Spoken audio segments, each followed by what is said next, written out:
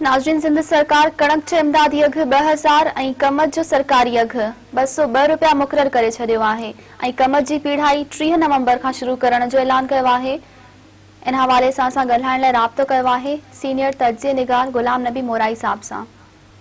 अस्सलाम वालेकुम मोराई साहब। वालेकुम अस्सलाम। मोराई साहब, सिंध काबीना कणक जो इमदादी अघ 2000 रुपया मुक़रर करण जी मंज़ूरी ॾेई छॾी आहे। इन खे तव्हां कीअं था ॾिसो?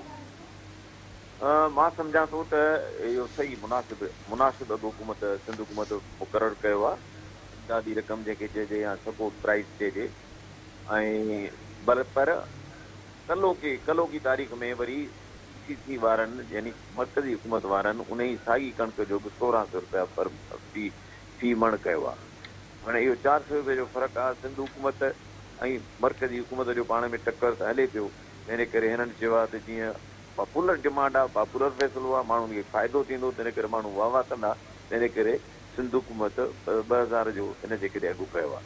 पर उहो अघु 2000 थियणु बि खपे, छो त जेको डॉलर जो अघु किरियो आहे या जेके डीज़ल आहे, जेके बि इनपुट्स आहिनि एग्रीकल्चर में, उहे सभु डॉलर सां रिलेट था कनि। डीज़ल आहे, तव्हांजो फर्टिलाइज़र आहे, तव्हांजो जेको आहे जेके बि इनपुट्स आहिनि उन्हनि सां डॉलर जे करे डॉलर ॾेढुणो वधियो आहे। अॻु में 1300 रुपया रेट हो, त हाणे 2000 रुपया रेट मुनासिब रखियो आहे सिंध हुकूमत कणक जो। मोराई साहब, सिंध सरकार कमत जो अघ 202 रुपया मुक़रर कयो आहे।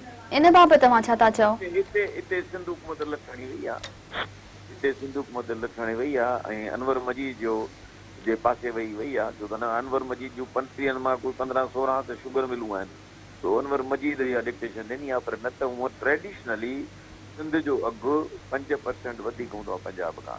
जेकॾहिं पंजाब 200 रुपया रेट रखियो आहे, इमदादी रक़म सपोर्ट प्राइस रखी आहे, त सिंध जो हुजणु खपे हा 210।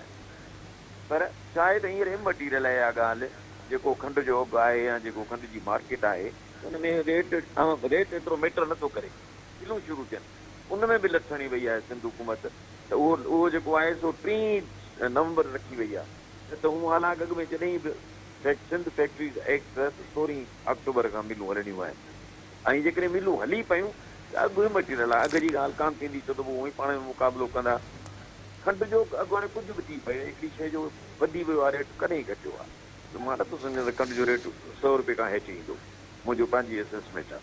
तंहिंजे करे जेको आहे हिकिड़ो त कमत जे मामले में सिंध हुकूमत लथणी वई आहे, ॿियो पीढ़ाई जी शुरूआति में लथणी वई आहे, जो 3 नवंबर रखी अथनि, न त हूअ अॻु में हमेशह 16 अक्टूबर हूंदी आहे। एनी वे पर ॻाल्हि आहे त सिंध जो आबादगार वीचारो छा थो करे, आबादगार जा एतिरा पैसा आहिनि, मिलुनि ते रहिया पिया आहिनि, या अॻु में बि ईअं थियो आहे जो उन्हनि मिलुनि पंहिंजी मनमानी कई आहे।